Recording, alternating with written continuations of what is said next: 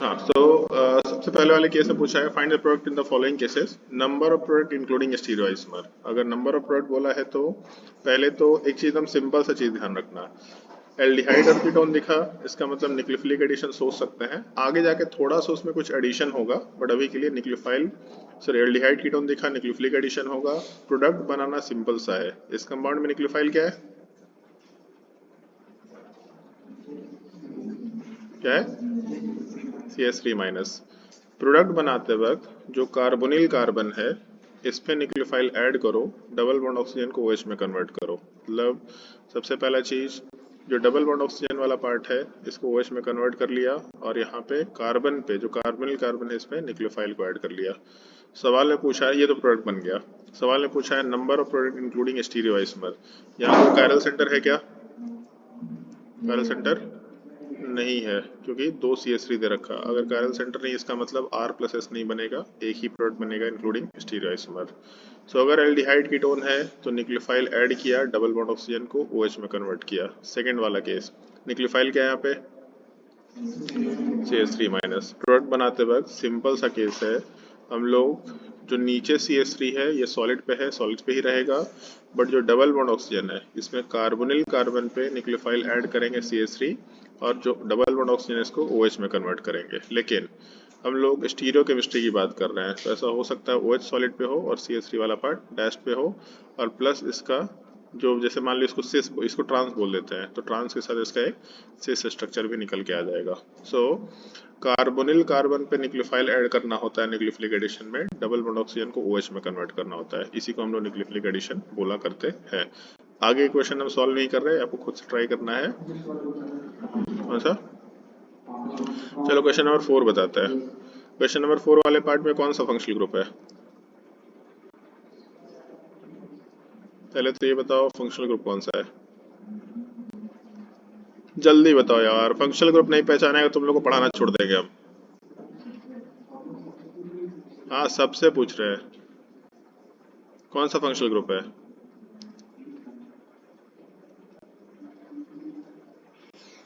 तुम लोग क्या ऑर्गेनिक केमिस्ट्री पढ़ रहे हैं यार, कौन सा एंगल से ईथर दिखाई दे रहा है।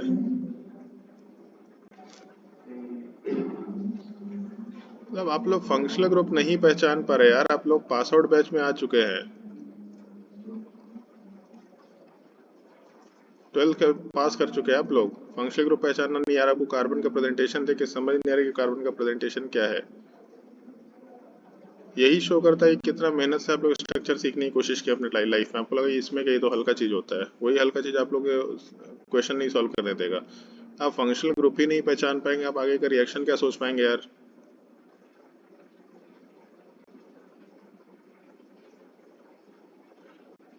बंद कर देते थे क्लास तुम लोगों का। एक ग्रेनाड डिजाइन के बाद जो पढ़ना खुद से पढ़ लो, यूट्यूब पे लेक्चर देख लेना, ज़्यादा अच्छा है, हम रिवीजन करा देंगे केवल। जितना पढ़ाए हैं आपको बेसिक्स ही नहीं समझ में आता है, फंक्शनल ग्रुप का स्ट्रक्चर नहीं समझ में आता, तो आपको पढ़े लिख के क्या कर लेंगे यार। आपको लगता है आप तोप मार लेंगे, कुछ नहीं कर पाएंगे आप। लास्ट ईयर बिना पढ़ाए हुए हो गया ना अच्छा स्कोर लोगों का, उतना ही स्कोर हो जाए आप लोग के लिए बहुत है। और नहीं तो बोल देंगे हम सुमन सर को पढ़ाने के लिए। बेसिक तो समझ में आएगी आपको ऑर्गेनिक केमिस्ट्री का, रिएक्शन मैकेनिज्म कैसे वर्क करता है, कोई भी पढ़ा दे आपको। जब आपको क्वालिटी नहीं बात करना है तो फिर हम क्या क्वालिटी पे बात करें आपसे। नीचे एल्डिहाइड है और ऊपर कीटोन दे रखा है फंक्शनल ग्रुप। सो एल्डिहाइड और कीटोन वाले पार्ट में कीटोन का रिएक्टिविटी कम होता है, एल्डिहाइड का रिएक्टिविटी ज़्यादा होता है। तो CH3 MgBr का एक ही इक्विवेलेंट दिया, इसका सिंपल सा मतलब है कि एक मोल रिएक्शन हो सकता है। सो अपने CHO वाले ग्रुप में हम लोगों का जो ग्रिग्नार्ड रिएजेंट का CH3 माइनस है वो नीचे रिएक्शन करेगा क्योंकि एल्डिहाइड का रिएक्टिविटी हाई है। सो अपने प्रोडक्ट में कार्बन के ऊपर CH3 ऐड होगा, और जो डबल बॉन्ड ऑक्सीजन वाला पार्ट है इसको हम लोग OH में कन्वर्ट कर देंगे। सो ऊपर रिएक्शन हो ही नहीं रहा, केवल नीचे रिएक्शन होगा और केवल यही प्रोडक्ट निकल के आ जाएगा। तो इसलिए रिएक्टिविटी का कंसंट्रेशन बहुत मैटर करेगा, कौन सा रिएक्शन होना है पहला चीज, एंड दूसरा किस जगह पे रिएक्शन होना है, ये भी हम लोग आसानी से कंसिडर कर सकते हैं। तो बहुत बेसिक सा चीज है, थोड़ा सा ये हम लोग को मालूम होना चाहिए। यही हम लोग के न्यूक्लियोफिलिक एडिशन का पार्ट है। बाकी इसके बाद SNA रिएक्शन या फिर SNTH रिएक्शन पहले भी हम लोग डिस्कशन कर चुके हैं, SNTH रिएक्शन का, SNA रिएक्शन वाले पार्ट का। रिएक्शन ऑफ एसिड डेरिवेटिव पहले भी डिस्कशन हो चुका है। फिर उसके अलावा हम लोग को ये चीज़ ध्यान रखना है, जब भी कोई एटम अपने से ज़्यादा इलेक्ट्रोनेगेटिव एटम के साथ पाई बॉन्ड से अटैच्ड हो, इलेक्ट्रोफिलिक सेंटर होगा, R माइनस कार्बन पे इलेक्ट्रॉन कोऑर्डिनेट करेगा। सो पाई बॉन्ड को ब्रेक करके हटाएंगे हम लोग। सो अपने प्रोडक्ट में R, इसके साथ यहाँ R डैश कर दिया है बेसिकली, तो R डैश कार्बन पे अटैच हुआ, इस कार्बन पे O माइनस बना, उसके साथ MgBr चला गया और इसी कार्बन पे लिविंग ग्रुप है। सो ये पहले भी हम लोग का डिस्कशन हो चुका है, एक ही एटम पे अगर एक न्यूक्लियोफाइल और एक लिविंग ग्रुप है, सो न्यूक्लियोफाइल इलेक्ट्रॉन कोऑर्डिनेट करके लिविंग ग्रुप को हटाएगा। सो अपने प्रोडक्ट में R के साथ C के साथ R डैश एंड इसके अलावा यहाँ पे डबल बॉन्ड ऑक्सीजन का फॉर्मेशन कंसिडर कर सकते हैं। सो सिंपल तरीके से ऐसा सोच सकते हैं, R के साथ C डबल बॉन्ड हो, लिविंग ग्रुप, अगर इसका रिएक्शन हम लोग RMgx के साथ कराते हैं, इसको R डैश कर लेते हैं। सो R माइनस कार्बोनिल कार्बन पे जाएगा और यहाँ से बस लिविंग ग्रुप को हटा दो। सो अपने प्रोडक्ट में R डैश के साथ C डबल बॉन्ड हो और इसके साथ R ये बन जाएगा, बट ये कीटोन ग्रुप है। सो अगर एल्डिहाइड कीटोन है तो इससे फर्दर न्यूक्लियोफिलिक एडिशन हो सकता है। सो पहले स्टेप में तो ऐसे नहीं हो गया, लिविंग ग्रुप हटा, वहाँ पे दूसरा न्यूक्लियोफाइल आ गया, सो न्यूक्लियोफिलिक सब्स्टिट्यूशन है, बट इससे फर्दर हम लोग रिएक्शन करा के इसमें अल्कोहल का फॉर्मेशन करा सकते हैं। सो अल्कोहल के प्रिपरेशन का छोटा सा एक मेथड है, मालूम होना चाहिए, आसानी से इसको कंसिडर किया जा सकता है। इसमें एक छोटा सा पार्ट है रिएक्टिविटी का, बहुत बेसिक पार्ट है। कार्बोनिल कार्बन पे ही रिएक्टिविटी होना है क्योंकि रिएक्शन यहीं पे होना है। सो पहला चीज यहाँ पे वही है, स्टेरिक हिंड्रेंस बढ़ेगा, रिएक्टिविटी कम होगा, पहला फैक्टर। बट उसके अलावा एक और चीज है, हेलोजन माइनस आई शो करता है, ऑक्सीजन प्लस एम शो करता है, ऑक्सीजन प्लस एम शो करता है, नाइट्रोजन प्लस एम शो करता है। प्लस एम रिएक्टिविटी बढ़ाएगा कि घटाएगा? प्लस एम रिएक्टिविटी बढ़ाएगा कि घटाएगा? यहाँ पे बढ़ाएगा, दो ही ऑप्शन हो सकता है, बढ़ाएगा घटाएगा। अरे अभी सिखाया भाई, डेल्टा पॉजिटिव चार्ज है, delta positive charge plus M घटा देगा, अगर घटाएगा तो रिएक्टिविटी घटा देगा। सो प्लस एम रिएक्टिविटी घटाएगा बट माइनस आई रिएक्टिविटी बढ़ा देगा। सो पहला पार्ट सबसे ज़्यादा रिएक्टिव है। दूसरे वाले केस में plus M plus M plus M, सबसे ज़्यादा प्लस एम होता है नाइट्रोजन का, ये सबसे ज़्यादा रिएक्टिविटी घटाएगा। OR में और इस ग्रुप में OR का प्लस एम ज़्यादा है, इसका मतलब इसमें भी रिएक्टिविटी कम होगा। सो ये इसी ऑर्डर में ही दे रखा है, सबसे ज़्यादा reactivity acyl halide alkyl halide वाले असाइल हैलाइड का, फिर उसके बाद एनाइड्राइड का, फिर ईस्टर का और सबसे लास्ट में NH2 का। और एक और भी चीज़ है कि हम लोगों का न्यूक्लियोफिलिक एडिशन अगर हम लोग सोच के देखें, शुरू में ही बताया था एसिड बेस रिएक्शन सबसे ज़्यादा रिएक्टिव है, फिर उसके बाद न्यूक्लियोफिलिक एडिशन, फिर SNA, फिर से सबसे लास्ट में SN2, क्योंकि न्यूक्लियोफिलिक एडिशन में कोई प्लस एम इफेक्ट नहीं आ रहा। तो एक चीज़ ध्यान रखना, यहाँ माइनस आई है, यह न्यूक्लियोफिलिक एडिशन से ज़्यादा रिएक्टिव है। In general nucleophilic addition is more reactive than SNAE, क्योंकि हर जगह पे प्लस एम इफेक्ट है एक्सेप्ट असाइल हैलाइड, क्योंकि वहाँ माइनस आई है, वहाँ का SNAE becomes more reactive than aldehyde ketone. But उसमें थोड़ा सा एम्बिग्यूटी है, क्योंकि एल्डिहाइड में जो छोटा एल्डिहाइड है वहाँ स्टेरिक हिंड्रेंस बिल्कुल नेग्लिजिबल होगा, तो वहाँ पे रिएक्टिविटी बढ़ जाता है, इसलिए कभी ऐसा कॉन्फ्लिक्ट वाला सवाल नॉर्मली पूछने का सेंस नहीं बनता है। बट एक और चीज़ है, जो अमाइड है इसमें NR2 है, लेकिन अगर यहीं पे अमाइड वाले पार्ट में NH2 रहा, सो यहाँ एक्टिव हाइड्रोजन है, ये एसिड बेस रिएक्शन करेगा। अगर यहाँ अमाइड वाले पार्ट में NHR रहा तो भी एक्टिव हाइड्रोजन है, ये एसिड बेस रिएक्शन करेगा, और एसिड बेस रिएक्शन तो सबसे ज़्यादा रिएक्टिव होता है। सो ये कंडीशनल चीज़ है थोड़ा, अमाइड इन जनरल लास्ट में होगा एक्सेप्ट एसिड बेस रिएक्शन का केस, तो यहाँ दे रखा है 1 डिग्री अमाइड और यहाँ पे 2 डिग्री अमाइड, इन दोनों केस में एसिड बेस रिएक्शन होगा, इसका रिएक्टिविटी सबसे हाईएस्ट निकल के आ जाएगा। नीचे वही पॉइंट है, higher steric hindrance at the carbonyl carbon, तो इस केस में रिएक्टिविटी कम होगा। Electron withdrawing group increases the delta positive character, increases the reactivity, deuce resonance, reactivity decreases. Same point है जो वहाँ पे हम लोग डिस्कशन किए थे, ये चीज़ का थोड़ा ध्यान रखना है। बाकी क्या लिखा हुआ है, R dashes in alcohol form can be recognised, ठीक है, ये तो एक छोटा सा हिंट है, ये क्वेश्चन सॉल्व करने के लिए होता है। जैसे इसको ऐसा सोच सकते हैं, अगर हम लोग एल्डिहाइड कीटोन बनाते यूज करते तो अल्कोहल बनता है, बट अगर हम लोग कार्बोनिल ये एसिड डेरिवेटिव ले तो भी अल्कोहल बन सकता है। बट जब एसिड डेरिवेटिव के थ्रू अल्कोहल बनाएंगे तो उसमें ग्रिग्नार्ड रिएजेंट की तरफ से 2 कार्बन चेन आएगा, मतलब कार्बन चेन रिपीट होगा बेसिकली। सो कार्बन चेन के रिपीटिशन का सिंपल सा सेंस है कि अगर कहीं भी कोई कंपाउंड दिया कि एक अल्कोहल है, अननोन अल्कोहल जो बना, उसका स्ट्रक्चर ये है, अगर उसमें कार्बन चेन रिपीटेड है, इसका मतलब मोस्ट प्रोबेबली वो एसिड डेरिवेटिव्स की तरफ से आया होगा। ऐसा नहीं कि मोस्ट प्रोबेबली का मतलब यही है, एल्डिहाइड कीटोन से भी आ सकता है। अब जैसे मान लो ये कंपाउंड एल्डिहाइड कीटोन में, तो ऑब्वियस सी बात है यार, दोनों कार्बन चेन सेम हो गया, तो आइदर सिमेट्रिकल कीटोन या सिमेट्रिकल एल्डिहाइड, या ऐसा भी हो सकता है कि अगर यहाँ पे CH3MgBr ऐड कर दे तो भी CH3 ऐड होगा, ये हो सकता है। लेकिन अगर कभी भी हम लोग एसिड डेरिवेटिव से एल्कोहल बनाए तो उसमें तो ग्रिग्नार्ड एजेंट रिपीट होगा ही होगा, यही वो इन्फॉर्मेशन वहाँ पे दे रखा है। अब उसमें भी एक और चीज़ है, अगर फॉर्मल्डिहाइड है, इसमें अगर हम लोग ग्रिग्नार्ड एजेंट ऐड, ये सब क्वेश्चन सॉल्व करने का मतलब लाइक हिंट है, अननोन स्ट्रक्चर को गेस करना। सो अपने प्रोडक्ट में ग्रिग्नार्ड एजेंट RMgBr अगर ऐड करें कार्बोनिल कार्बन पे, तो कार्बोनिल कार्बन पे डबल बॉन्ड ऑक्सीजन को OH में कन्वर्ट कर दिया, उस पर एक R ग्रुप अटैच हुआ, मतलब 1 डिग्री अल्कोहल बनेगा। अगर यहाँ पे एल्डिहाइड ले लें, सो एल्डिहाइड वाले पार्ट में RMg ऐड करेंगे तो कार्बोनिल कार्बन पे एक ग्रिग्नार्ड एजेंट की तरफ से कार्बन चेन आया, इसका मतलब 2 डिग्री अल्कोहल बनेगा। बट अगर यहाँ पे कीटोन ले लें, सो कीटोन में 2 कार्बन चेन पहले से है और एक ग्रिग्नार्ड एजेंट की तरफ से फिर से आ जाएगा। सो उल्टा गेसिंग कर सकते हैं, अगर 3 डिग्री अल्कोहल है तो कीटोन रहा होगा, अगर 2 डिग्री अल्कोहल है तो एल्डिहाइड रहा होगा, अगर 1 डिग्री अल्कोहल है तो फॉर्मल्डिहाइड रहा होगा। एक और चीज़ है, अगर हम लोग ये कंपाउंड लेके चले तो इसमें तो एटलीस्ट 2 डिग्री अल्कोहल होगा। जैसे ऐसा हो सकता है कि यहाँ जो R है यहाँ पे H रहे, तो प्रोडक्ट में भी यहाँ पे H आ जाएगा, सो 2 डिग्री अल्कोहल बना। बट 1 डिग्री कभी भी नहीं बन सकता, क्योंकि 2 कार्बन चेन तो अटैच होना ही होना है।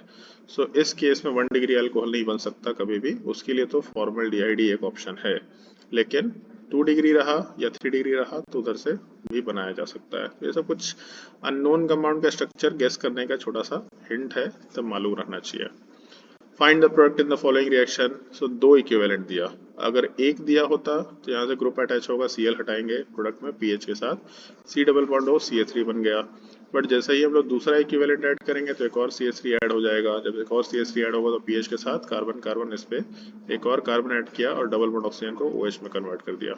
ऐसा हम लोग सोच सकते हैं। मान लो आगे चलते हैं, यहाँ पे कहीं ये क्वेश्चन है, क्वेश्चन नंबर 4, CH3MgBr 1 इक्विवेलेंट। अब यहाँ पे 2 कार्बोनिल कार्बन है, कहाँ रिएक्शन कराएं? सो जब एनाहाइड्राइड है तो ऑब्वियस सी बात है, जो लेस हिंडेड कार्बन है वहां पे रिएक्शन होना चाहिए पहले। सो लेस हिंडेड कार्बन कौन सा होगा, लेफ्ट वाला या राइट वाला? राइट वाले में कम स्टेरिक हिंडेंस है, मतलब C2H5 राइट वाले पे ही ऐड होगा, और यहाँ 1 इक्विवेलेंट है, लिविंग ग्रुप हटाएंगे। सो अपने प्रोडक्ट में एक तो ये लिविंग ग्रुप की तरफ से ग्रुप आ गया, और दूसरा जो कंपाउंड है इसमें हम लोग C2H5 ऐड करके प्रोडक्ट बनाए। एक चीज ध्यान रखना, जब भी कभी एसिड डेरिवेटिव में कार्बन वाला केस है, कार्बन वाला केस मतलब यहाँ पे जैसे OR है, यहाँ पे भी एक लिविंग ग्रुप हटा दो तो भी कुछ ग्रुप है। जब भी कभी एसिड डेरिवेटिव में 2 कार्बन चेन बनाए जा सकते हैं प्रोडक्ट में, तो दोनों प्रोडक्ट बनाना। जैसे असाइल हैलाइड है, तो असाइल हैलाइड में मालूम है कि एक तरफ ही कार्बन चेन रहेगा, अगर एक तरफ कार्बन चेन रहेगा इसका मतलब इसमें सीधा एक ही प्रोडक्ट बनाओ कार्बन चेन वाला।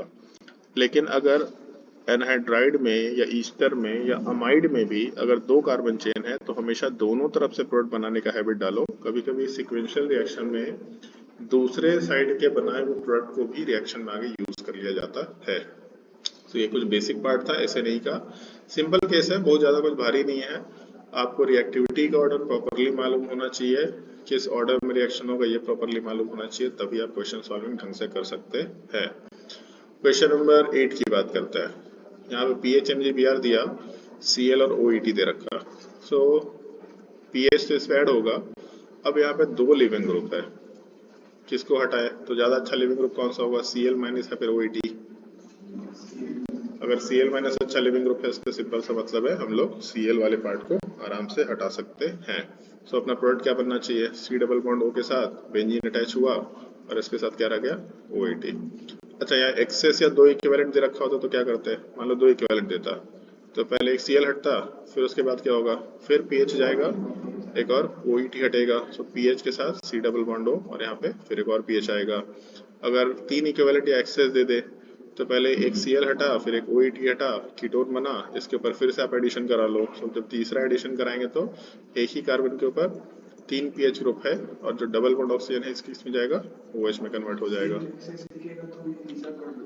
एक्सेस बनेगा तो हमेशा एक्सेस का मतलब है कि मैक्सिमम पॉसिबिलिटी पे रिएक्शन करना है। सो एक्सेस के केस में तो हम लोग आराम से बात कर सकते हैं। क्या प्रोडक्ट स्टेबिलिटी देखा करेंगे, लेकिन मोस्टली तो प्रोडक्ट स्टेबल ही होता है। एरोमेटिक कंपाउंड में एक केस आता है जहाँ पे प्रोडक्ट अनस्टेबल होता है, अदरवाइज बाकी जितने भी केसेस है हर जगह प्रोडक्ट मोस्टली स्टेबल ही होता है। इसके अलावा फिर तो बस क्वेश्चन ही क्वेश्चन है। मोस्टली क्वेश्चन सॉल्व करके आपको सीखना पड़ेगा कि क्वेश्चंस का ऑर्डर क्या होता है। Reactivity of acyl halide is greater than aldehyde ketone, अभी जस्ट बताया था। इन जनरल न्यूक्लियोफिलिक एडिशन ज्यादा रिएक्टिव होता है एज कम्पेयर टू SNAE, लेकिन एसाइल हैलाइड का रिएक्टिविटी ज्यादा होता है as compare to aldehyde ketone. अब यहाँ पे कुछ क्वेश्चंस का सेट है जो हम लोग को सीखना, अच्छा सॉरी SN2 रिएक्शन होगा, पहले सीखना पड़ेगा। SN2 पे तो ज्यादा कुछ सिखाने का नहीं है, SN2 मालूम है अपने को। CH3 माइनस इलेक्ट्रॉन कोऑर्डिनेट करेगा, Br को यहाँ से हटाएगा, प्रोडक्ट हम लोग का CH3 के साथ CH3 आ गया। दूसरे वाले केस में यहाँ SN2 हो सकता है क्या? यहाँ SN2 हो सकता है?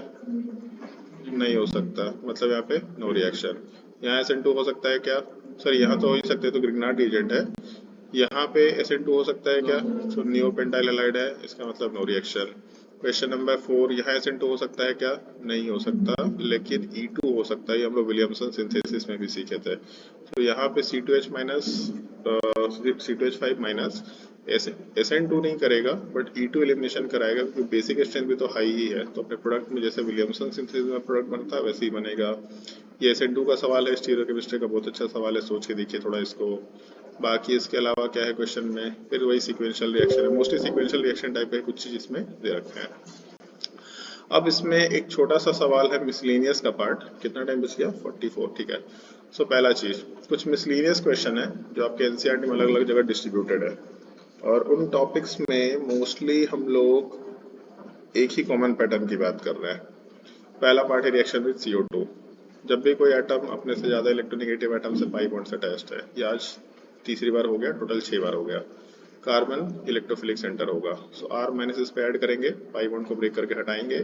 प्रोडक्ट में R के साथ C double bond O minus का फॉर्मेशन, और सेकेंड स्टेप में एसिडिफिकेशन है, तो यहाँ पे OH मतलब कार्बोक्सिलिक एसिड बनेगा।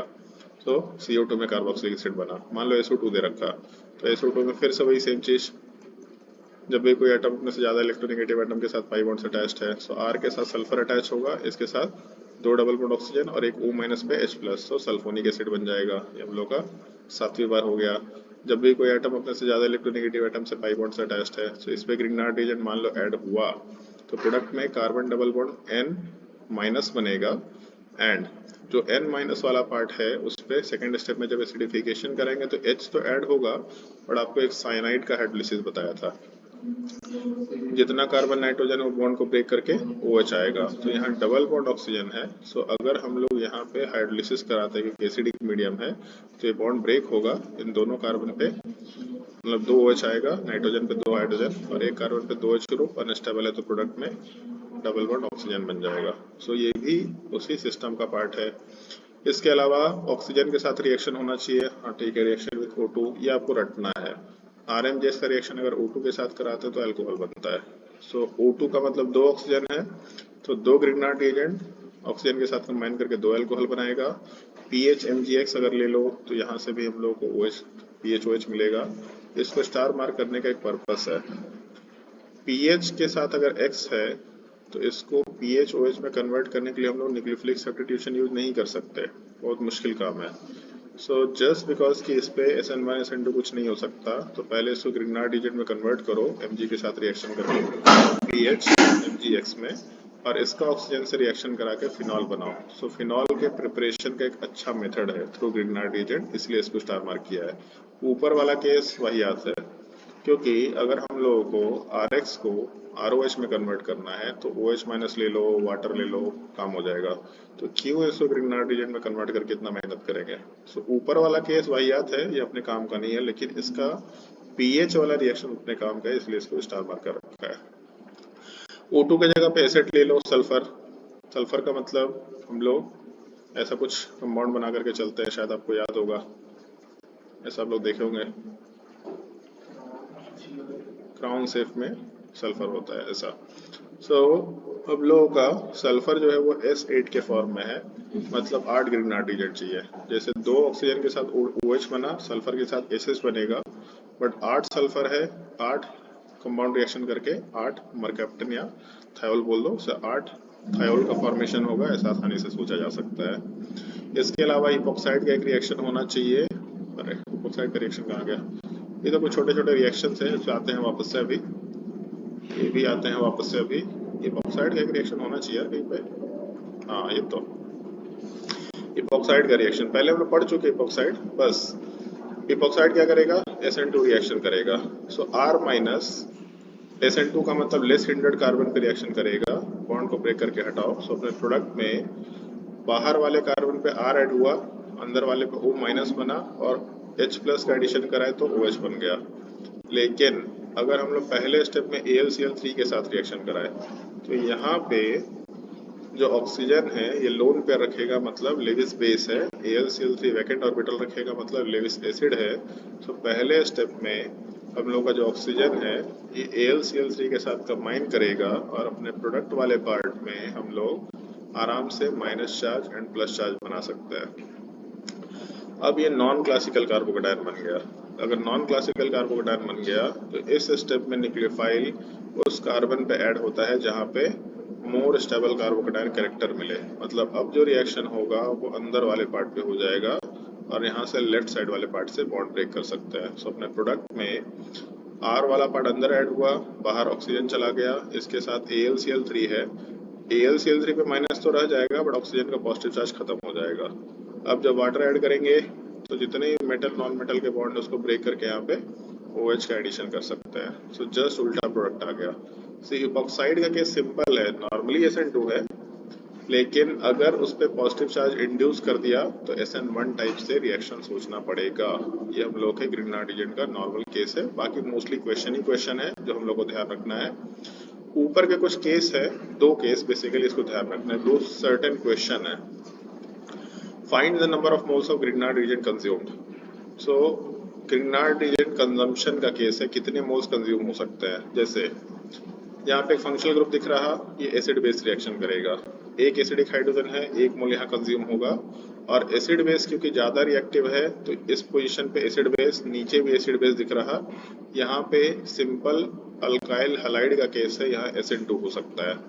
सो हम लोग ऐसा बोल सकते हैं, एसिड बेस, नीचे एसिड बेस, यहाँ SN2, तीनों जगह 1-1 मोल जाएगा, बट सबसे स्ट्रॉन्गर एसिड SO3H है, इसका मतलब पहला रिएक्शन यही होगा। फिर दूसरा रिएक्शन OH पे होगा और SN2 का रिएक्टिविटी सबसे कम होता है यहाँ पे, तीसरा जाएगा, मतलब 3 मोल ग्रिग्नार्ड रिएजेंट कंज्यूम हो गए। मान लो क्वेश्चन नंबर 1 के बाद क्वेश्चन नंबर 3 में चलते हैं। यहाँ कौन सा रिएक्शन होगा? एसिड बेस रिएक्शन होगा। यहाँ कौन सा रिएक्शन होगा? SNA रिएक्शन होगा।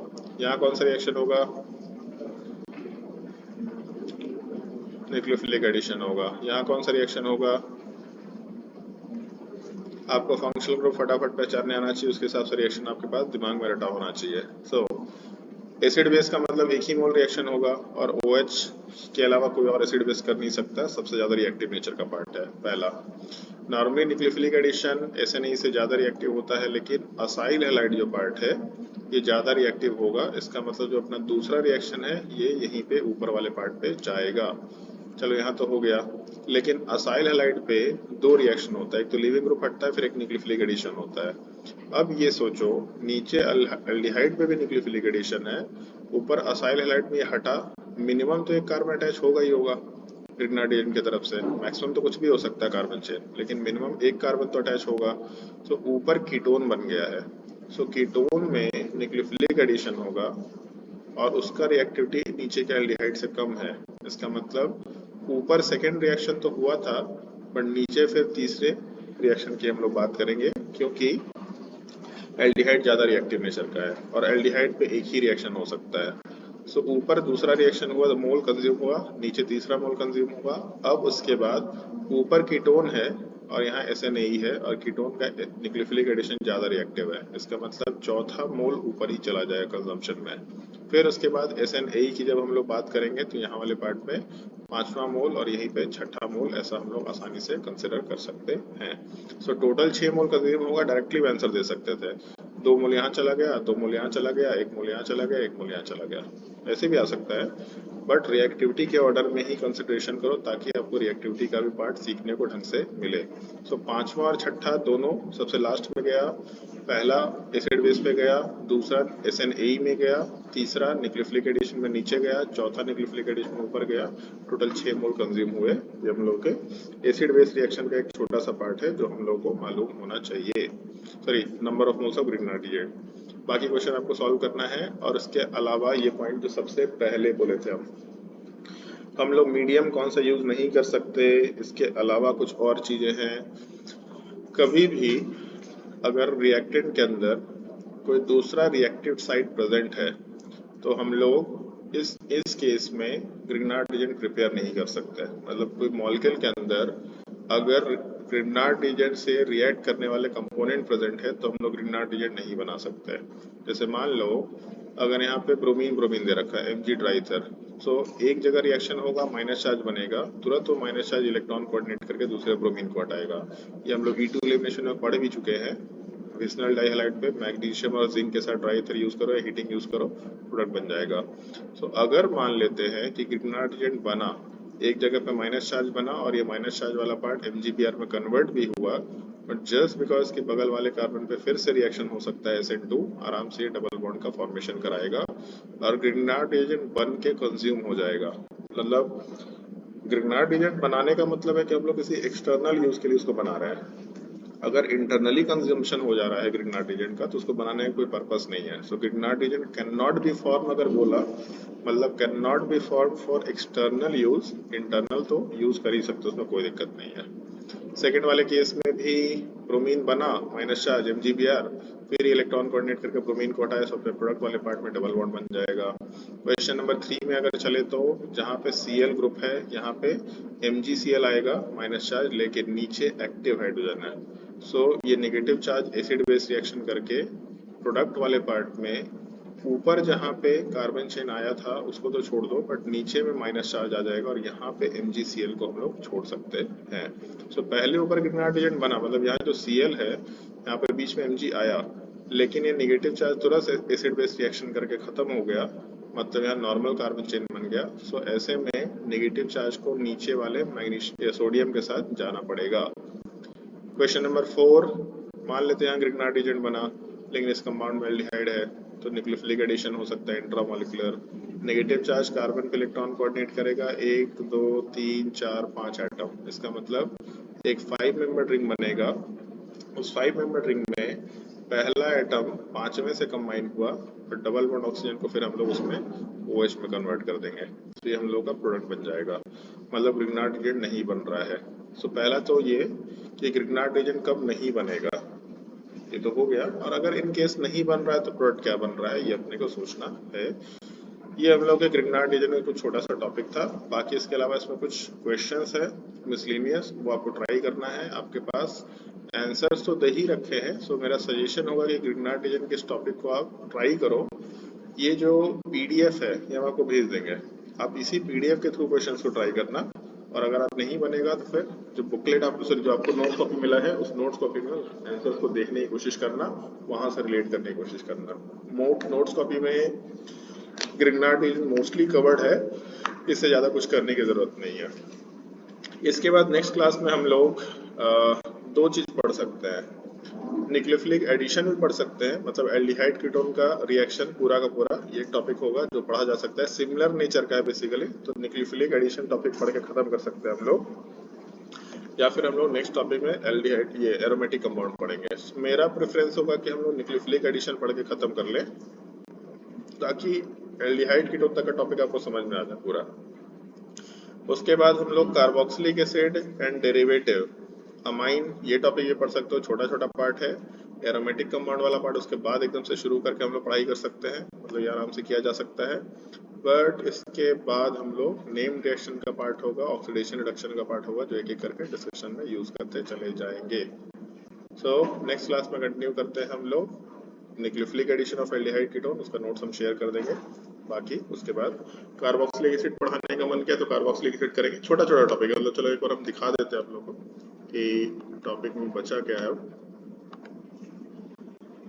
पहला कॉपी तो खत्म हो चुका है हम लोगों का, दूसरे कॉपी की बात कर रहे हैं। रिकॉर्डिंग तो ऑफ कर लेते, इसका जरूरत है नहीं।